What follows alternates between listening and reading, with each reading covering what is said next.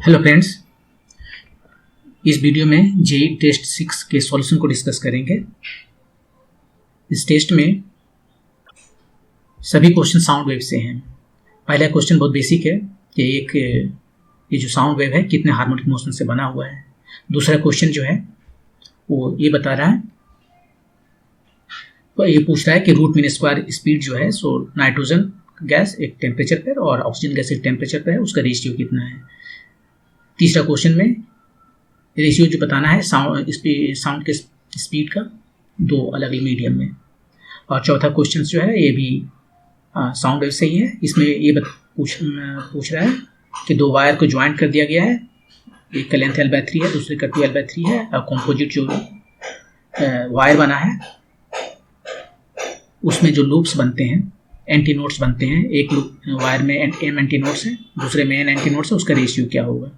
और जो पांचवा क्वेश्चन है वो डॉपलर इफेक्ट से है कि किस तरह से फ्रीक्वेंसी चेंज हो रहा है जब कोई ट्रेन आ रही है स्टेशन पे और वही ट्रेन उसी स्पीड से बाहर जा रही है, दूर जा रही है, तो उसका रेशियो जो है दिया हुआ है और ट्रेन का स्पीड बताना है।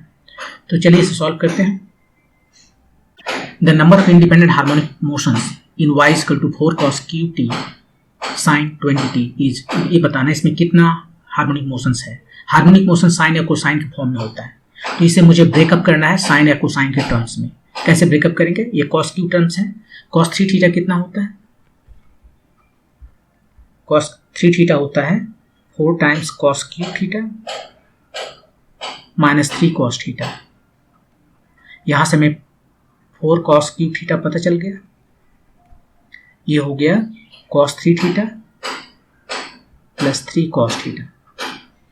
इसी को फार्मूला का यूज करेंगे यहाँ पर, तो y कितना आ गया 4 cos Q थीटा की जगह पर Q t है, t के थीटा की जगह पर t लिख देते हैं, cos 3t plus 3 cos t।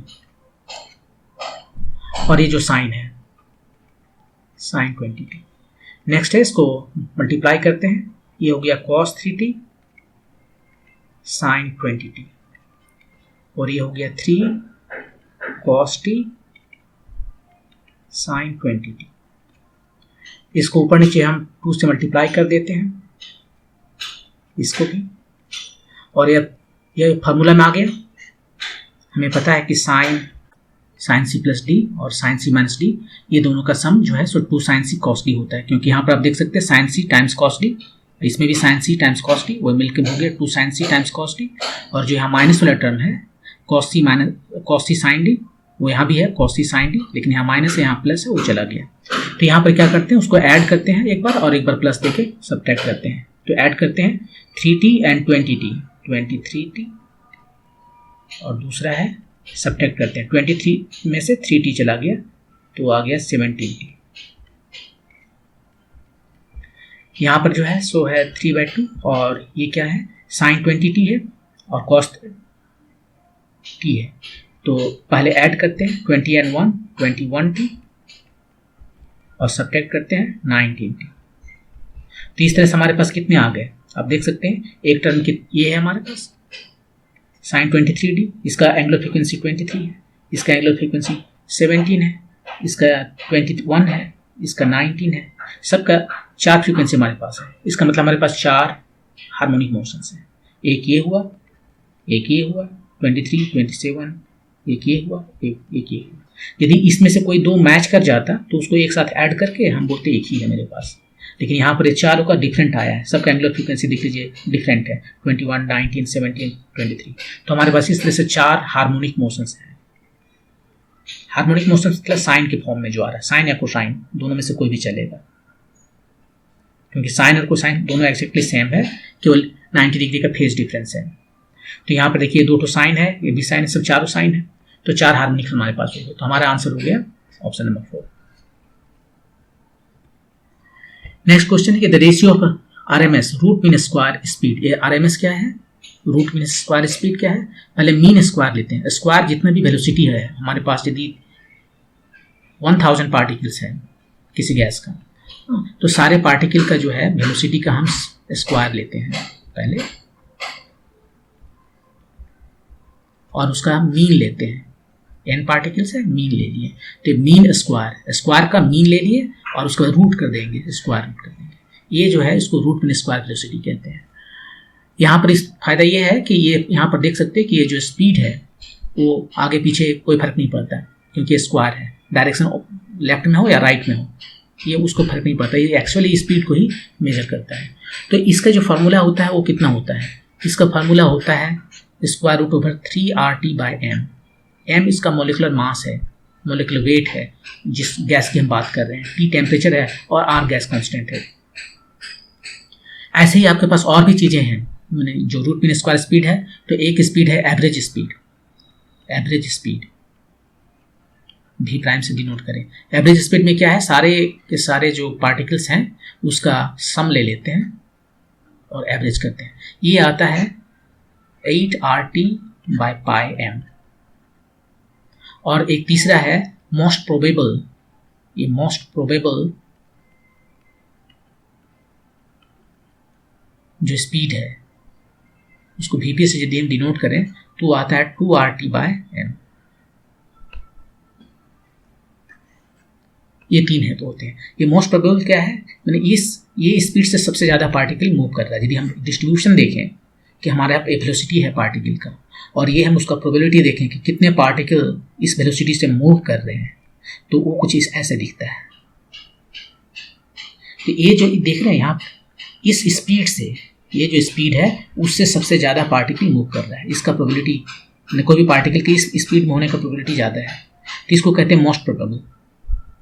तो हमारे पास ये तीन स्पीड है। अभी हमसे जो पूछा गया रूट मीन स्क्वायर स्पीड के बारे में पूछा गया, ये तो इसको लेकर बनाते हैं। रेशियो बताना है VRMS, किसका पहले है, नाइट्रोजन का, और उसके बाद में VRMS किसका है, ऑक्सीजन का। तो नाइट्रोजन का कितना है, यहाँ पर सिंपली यही फार्मूला लिखेंगे, 3R। टेम्परेचर दोनों का अलग अलग है, नाइट्रोजन का टेम्परेचर 350 केल्विन है। m मास बताइए नाइट्रोजन का, 3R आपकी 400 है ऑक्सीजन का टेम्परेचर, और मास बताइए, मास में मोलिकुलर वेट बताइए। ये 3R तो चला गया, अब आपके पास जो बचा वो कितना बचा, 350/400, और इधर हो गया नीचे में नाइट्रोजन का मोलिकुलर वेट और ऑक्सीजन का मोलिकुलर वेट, ये हो गया 7/8। ऑक्सीजन का मोलिकुलर वेट कितना है, ऑक्सीजन का होता है 32। ऑक्सीजन जो एलिमेंट है इसका 16 होता है, यहाँ O2 है 2 है, तो 16 × 2 32 हो गया। ये oxygen gas molecule, oxygen elemental नहीं है, एलिमेंट नहीं है, मॉलिक्यूल है। वैसे नाइट्रोजन का कितना होता है, 14 होता है और 2 है तो 28 हो गया।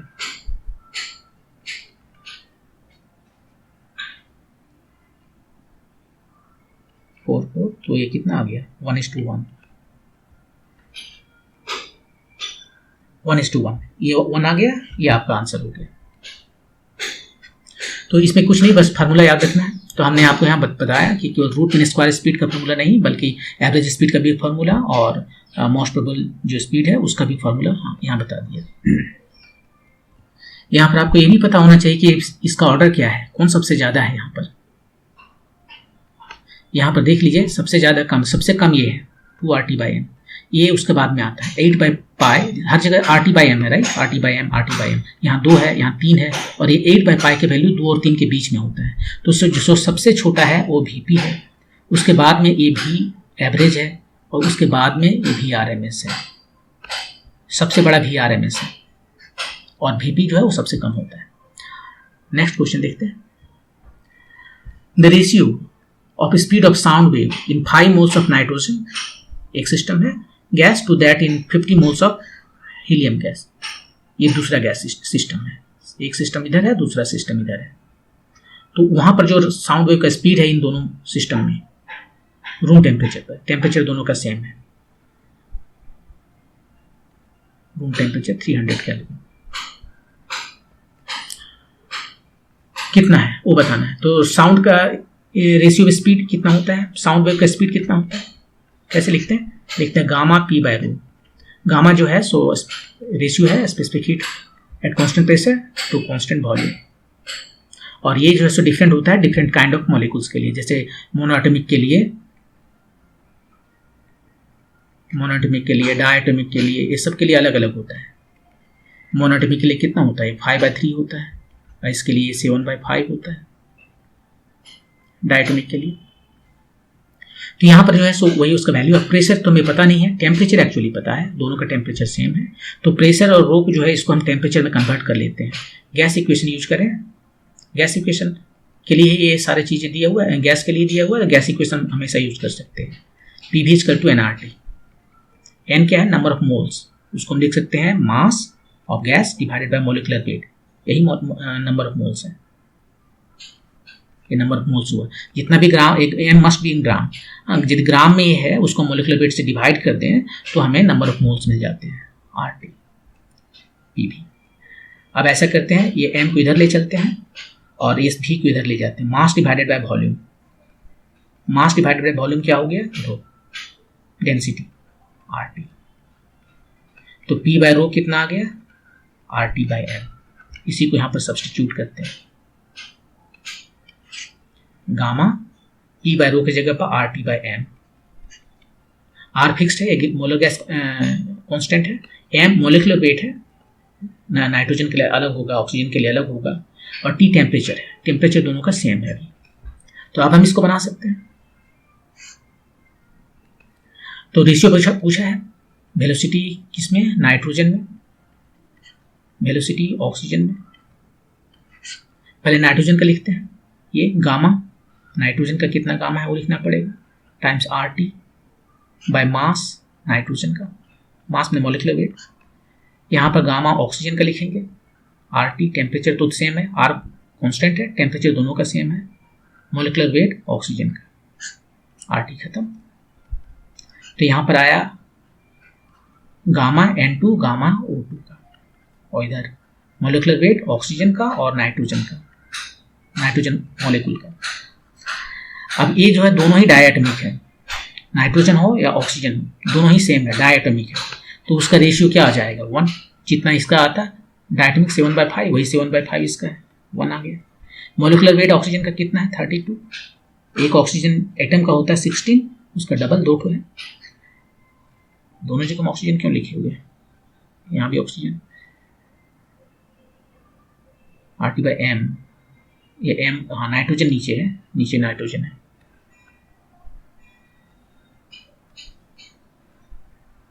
नाइट्रोजन का 28 हो गया।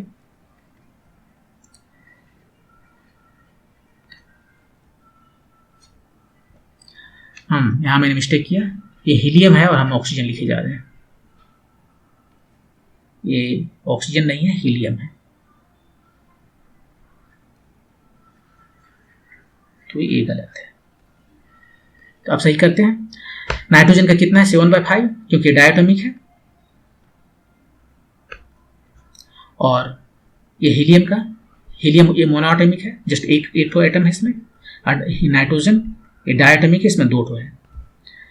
तो मोनोएटॉमिक का 5/3, और ये है हीलियम।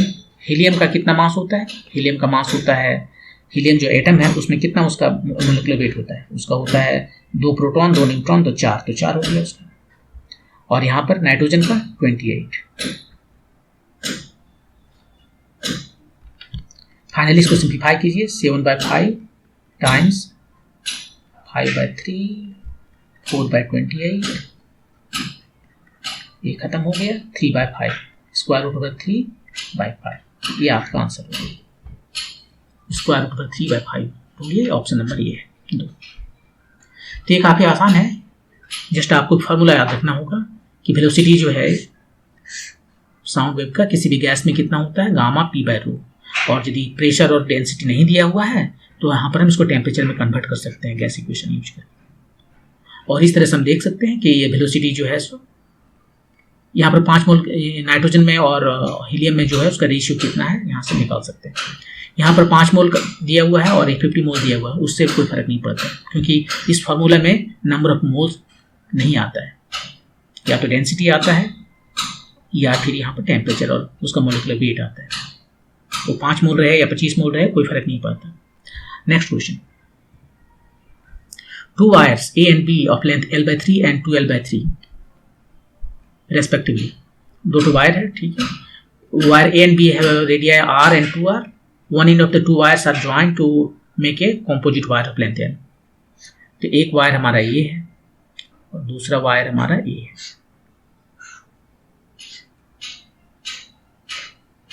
ठीक है, ये L/3 है लेंथ में और इसको उसका डबल है 2L/3, दोनों को ऐड करेंगे तो 1L आएगा। ठीक है, और ये यहाँ पर ज्वाइन किया गया। इसका रेडियस जो है सो R है, इसका रेडियस 2R है, मोटा दिखाए हैं। Other ends are fixed by 2 supports. Other end जो है इसको सपोर्ट्स, किसी सपोर्ट से फिक्स कर दिया गया ऐसे। The number of antinodes in A and B are M and N respectively. अब इसमें जो साउंड वेव बनता है, इसमें नंबर ऑफ एंटी नोड्स, ये एंटी नोड कहाँ बनता है, कैसे बनता है? जैसे मान लीजिए यहाँ पर हम दिखा रहे हैं, इसमें कितने एंटी नोड है? इसमें एक एंटी नोड है। एंटी नोड ए है जहाँ पर डिस्प्लेसमेंट मैक्सिमम होता है, और जहाँ डिस्प्लेसमेंट 0 होता है उसको नोड कहते हैं। जैसे ये नोड है, ये नोड है, ये हो गया एंटी नोड, ये नोड, ये नोड। तो यहाँ पर जो है सो कितने एंटी नोड्स हैं? M, मतलब M लूप्स हैं। मैंने एक ही दिखाया है लेकिन M लूप्स हैं। और इसमें कितने हैं? N लूप्स हैं। ये M और N दोनों सेम हो सकते हैं, डिफरेंट हो सकते हैं, उसका रेशियो ही पूछा है। उसका रेशियो पूछ रहा है कितना है, M/N कितना है। तो मान लेते हैं इसमें ऐसे है, इसमें 2 लूप दिखा रहे हैं कुछ ऐसे। तो एक लूप ये हो गया, तो एक एंटी नोड यहाँ पर है, एक एंटी नोड यहाँ पर है, इसमें 2 एंटी नोड है, इसमें एक एंटी नोड है। लेकिन इनफैक्ट हमें दिखाने के लिए इसको आपको मैंने ऐसे दिखाया, एक्चुअली यहाँ पर M लूप है और यहाँ पे N लूप है, N लूप है। यदि इसका M लूप है तो फ्रीक्वेंसी कितना हो जाएगा इसमें?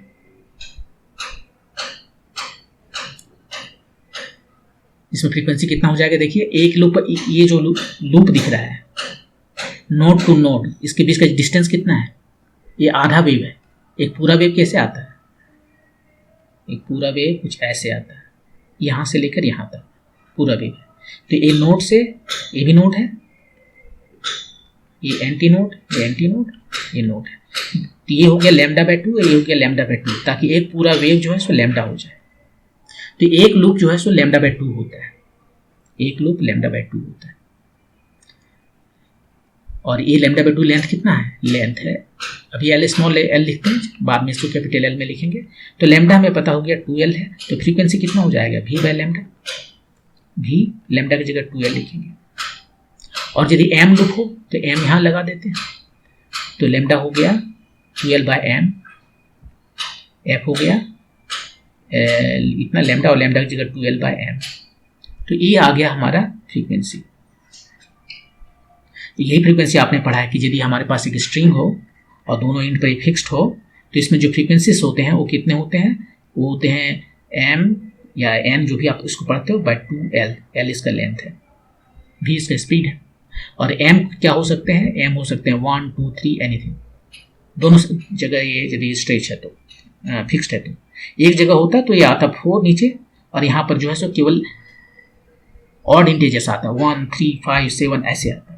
एक जगह केवल फिक्स रहता है तो, लेकिन दोनों जगह यदि फिक्स है तो नीचे में 2L होगा और यहाँ पर सारे इंटीजर्स पॉसिबल है। तो मैंने निकाल के भी दिखा दिया है यहाँ पर होते हैं। तो ठीक है, अब इसको इधर आते हैं सॉल्व करने के लिए। जो क्वेश्चन है मेनली, इसमें M लूप, इसमें N लूप।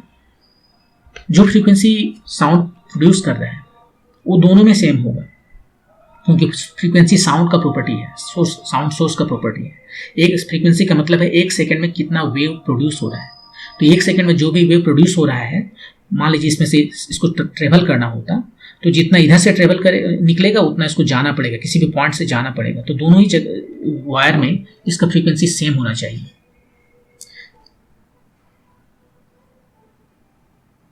जो अलग हो सकता है वो है वेवलेंथ। वेवलेंथ अलग हो सकता है लेकिन फ्रीक्वेंसी दोनों का सेम होना पड़ेगा। तो यहाँ पर दोनों अलग अलग तरह का रॉड है, राइट। एक विड्थ देख रहे हैं R है, एक का विड्थ 2R है, ये रेडियस। तो दोनों में वेलोसिटी अलग अलग हो सकता है। तो पहले वेलोसिटी निकाल लेते हैं। वेलोसिटी वायर A में divided by velocity wire B में। ये वेलोसिटी कितना होता है? ये होता है टेंशन बाय मीन।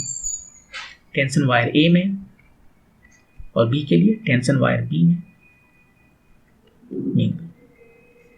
टेंशन तो दोनों में हर जगह सेम रहना पड़ेगा यहाँ पर, यदि टेंशन सेम नहीं होगा तो क्या होगा, मैकेनिकल इक्विलिब्रियम नहीं रहेगा। मान लीजिए इसमें टेंशन ज़्यादा है तो इसको पुश करने लगेगा, इसमें टेंशन ज़्यादा है तो इसको पुश करने लगेगा, तो या तो बेंड होगा या कुछ और होगा।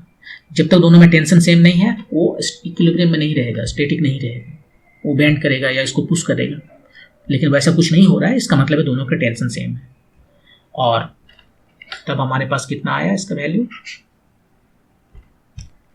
T by mu A. Mu कितना होगा, म्यू क्या है, म्यू है मास पर यूनिट लेंथ। एक यूनिट लेंथ ले लेते हैं और उसका मास निकाल लेते हैं। ये वायर जो है उसका रेडियस दिया है, इसका मतलब है कि वायर जो है वो सिलिंड्रिकल है,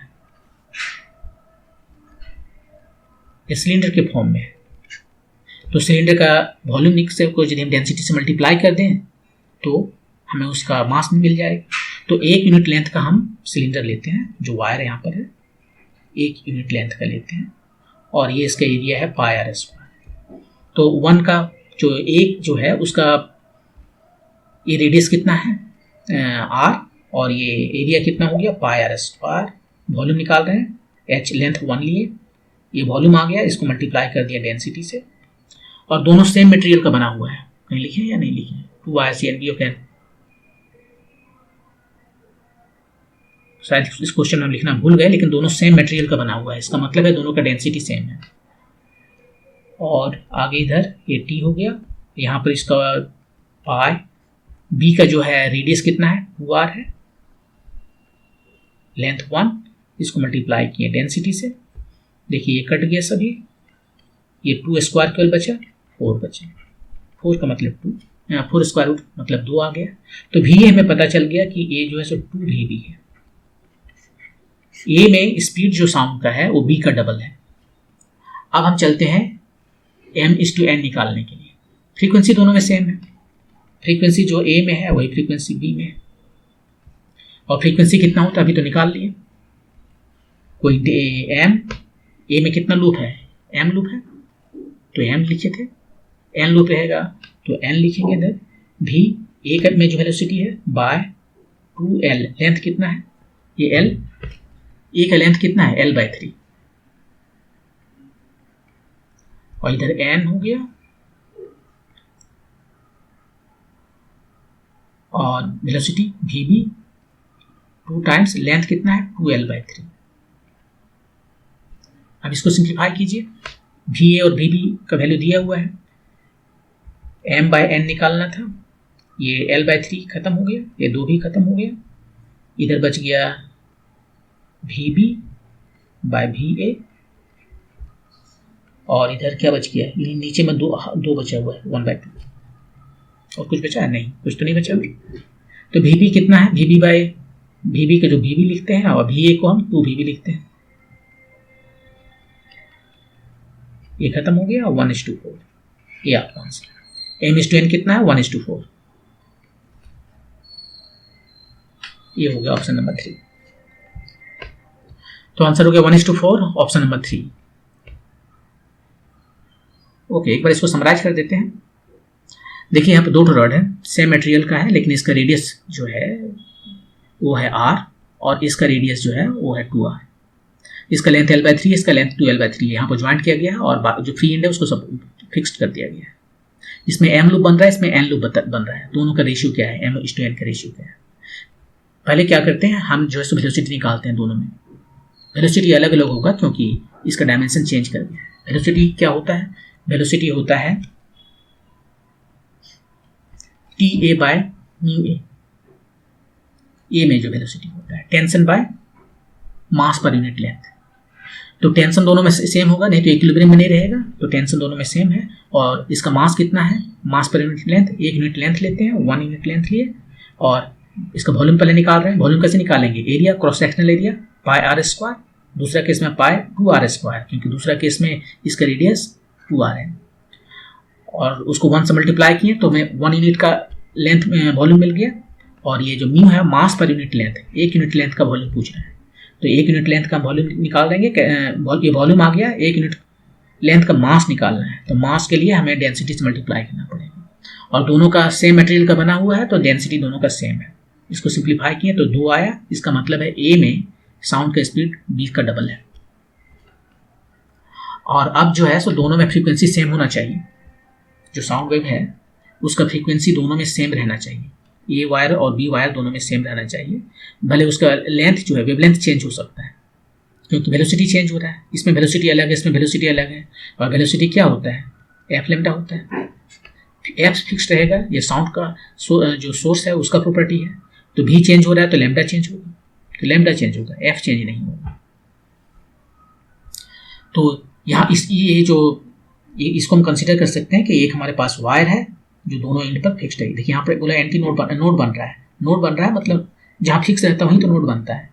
और इसमें एम लूप्स है।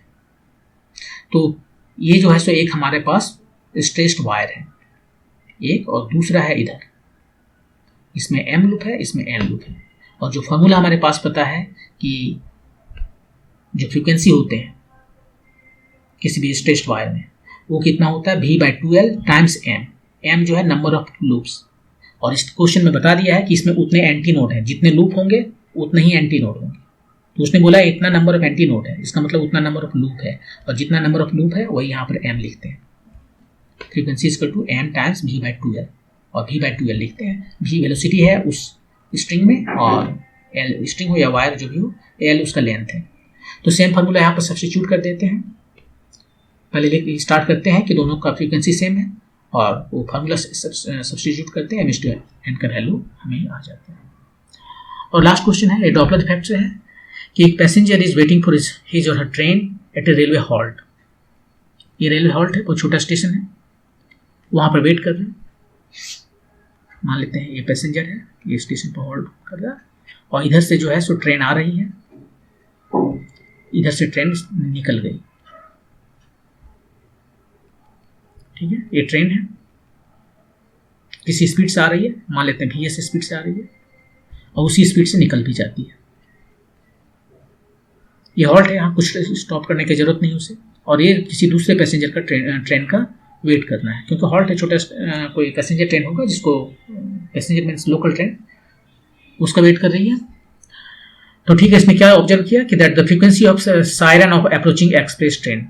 कोई भी स्टेशन पर गाड़ी आती है, ट्रेन आती है, तो सायरन बजाती है ना, हॉर्न बजाती है। तो इसका जो उसने फ्रीक्वेंसी ऑब्जर्व किया, मान लेते हैं F' ऑब्जर्व किया, और जब चली गई इधर से तो उसने प्राइम किया, ऑब्जर्व किया F'। क्वेश्चन कह रहा है कि ये F' जो है सो F' का हाफ है। F' जो है सो F' का हाफ है। फ्रीक्वेंसी हाफ हो गया। वैल्यू नहीं दिया फ्रीक्वेंसी का, लेकिन उसने ये रिलेशन दे दिया है कि जब गाड़ी ट्रेन यहाँ से स्टेशन छोड़ के जा रही थी तब उसका जो फ्रीक्वेंसी सुनाई पड़ रहा है वो ऑफकोर्स कम होगा, और जब नज़दीक आ रही थी तब ज़्यादा होगा। कितना कम होगा? इतना कम होगा कि 50% कम हो गया, हाफ हो गया। ये एक्सट्रीम सिचुएशन है। अभी आप देखिएगा कि स्पीड कितना होगा ट्रेन का। तो डॉपलर इफेक्ट में क्या होता है कि यदि हम जो अपरेंट जो फ्रीक्वेंसी है, जो ऑब्जर्व फ्रीक्वेंसी है, वो जो रियल फ्रीक्वेंसी है उसके साथ कैसे रिलेटेड है? उसके साथ ऐसे रिलेटेड है कि यदि सोर्स हमारा दूर जा रहा है, नज़दीक आ रहा है तो माइनस, और दूर जा रहा है तो प्लस। ऐसे इसको ऐसे लिखे तो ठीक रहेगा। माइनस नज़दीक आ रहा है, प्लस दूर जा रहा है। और ऑब्जर्वर जो है, ऑब्जर्वर यदि ओ मोशन में है तो ओ नज़दीक आ रहा है तो प्लस, और दूर जा रहा है तो माइनस। ये है 4 फॉर्मूला, और इसको भी कंबाइन करके सारे सिचुएशन के लिए हम लिख सकते हैं। तो देखिए, सोर्स यदि नज़दीक आ रहा है तो माइनस, दूर जा रहा है तो प्लस, ऑब्जर्वर नज़दीक आ रहा है तो प्लस, और दूर जा रहा है तो माइनस। और इस फॉर्मेट में यहाँ पर क्या है, इस सिचुएशन के लिए हम लिखते हैं F' जो है वो कितना आया, नज़दीक आ रहा है, सोर्स नज़दीक आ रहा है तो भी -s, बाकी जगह भी डालेंगे ताकि डायमेंशन कट जाए। इसका डायमेंशन भी, नीचे भी डायमेंशन भी, तो F' का डायमेंशन वही होगा जो F0 का है। इस केस में जब दूर जा रहा है तो प्लस कर देंगे। प्लस करने का फायदा यह है कि नीचे वाला डिनोमिनेटर बढ़ गया तो फ्रीक्वेंसी कम हो जाएगा, जो क्वोशिएंट है वो कम हो जाएगा। तो दूर जाती हुई जो चीज़ें हैं उसका फ्रीक्वेंसी कम हो जाता है, कम हो जाता है ना, आवाज़ कुछ ज़्यादा मोटा नज़र आएगा, और नज़दीक आता हुआ जो ट्रेन है उसका आवाज़ थोड़ा ज़्यादा पतला नज़र आता है, फ्रीक्वेंसी उसका बढ़ जाता है। तो बढ़ जाता है तो डिनोमिनेटर को छोटा करना पड़ेगा, इसलिए हम माइनस देते हैं। अब जो इस रिलेशन हमारे पास है, क्वेश्चन में दिया हुआ है, उसमें सब्स्टिट्यूट करते हैं और देखते हैं कि क्या आता है। एफ डबल प्राइम जो है सो एफ प्राइम का हाफ है, एफ डबल प्राइम यहाँ से देते हैं, v by v plus V S equal to F prime है v by v minus V S F naught by half है, इसको हाफ इधर लिखते हैं। ये v है खत्म हो गया, राइट। कितना आया, ये आया v plus V S equal to 2 times v minus V S. यहाँ s हम लिखे ऑब्जर्वर के जगह पर, क्योंकि वही स्पीड है ट्रेन का, जो ऑब्जर्वर नहीं, ये सोर्स ही तो है। हाँ ठीक है, तो इसको जरा सिंप्लीफाई कर लीजिए, सब ठीक है। यहाँ पर 2vs और 1vs 3vs, और इधर कितना आ गया 2v माइनस 1v v, तो vs आ गया v बाय 3। ये भी क्या है, स्पीड ऑफ साउंड कितना है, क्वेश्चन में दिया है, नहीं दिया तो भी आप याद रखिए 330 मीटर पर सेकेंड। 330 मीटर पर सेकेंड, उसको 3 से डिवाइड करना है, 110 मीटर पर सेकेंड।